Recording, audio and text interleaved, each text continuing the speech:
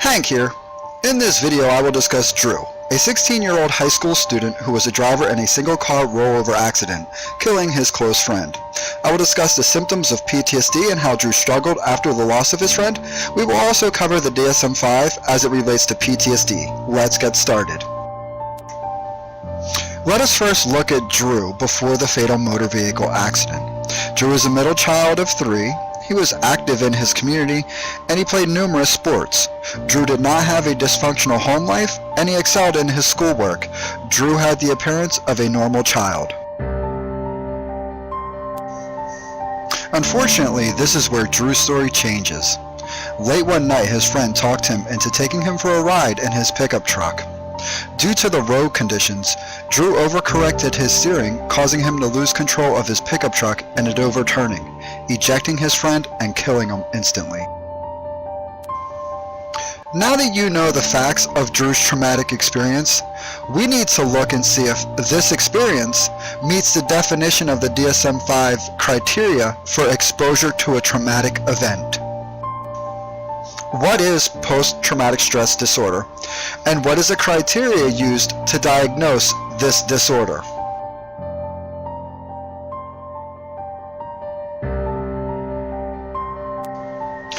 Exposure to actual or threatened death, serious injury, or sexual violence in one or more of the following ways. 1. Directly experiencing the traumatic event. 2. Witnessing in person the event as it occurred to others. 3. Learning that the traumatic event occurred to a close family member or a close friend. In cases of actual or threatened death of a family member or friend, the event must have been violent or accidental. Part A. The exposure. Drew did directly experience the accident. Drew witnessed his friend also in the accident. Drew later learned that his friend died as a result of the car accident.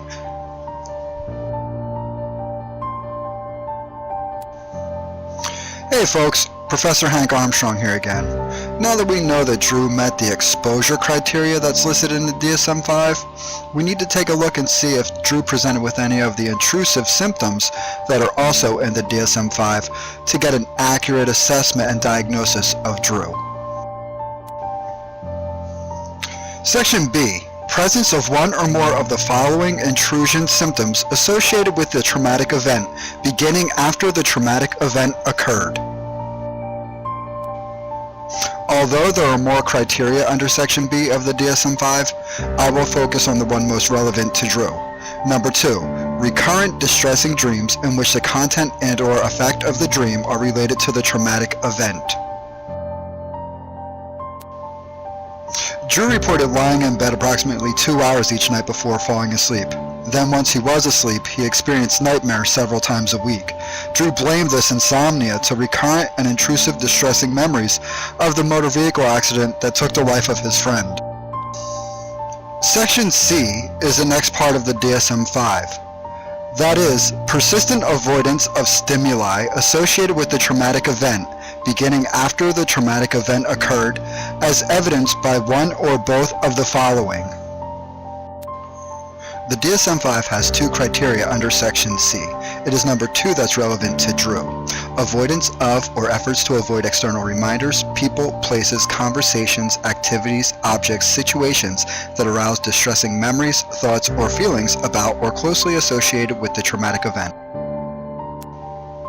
Since the accident occurred over the summer, it wasn't until fall when Drew was back at school that he was confronted with this external stimuli reminding him of his friend, his classmates, and constant memorial service dedicated to his friend, and not to mention the constant questions he received from other students. At this point, Drew entered into trauma-focused cognitive behavioral therapy. In therapy, Drew learned how to process his cognitive errors, relaxation techniques, and to build relationships with his peers. This allowed Drew to begin healing and finally grieving for his friend.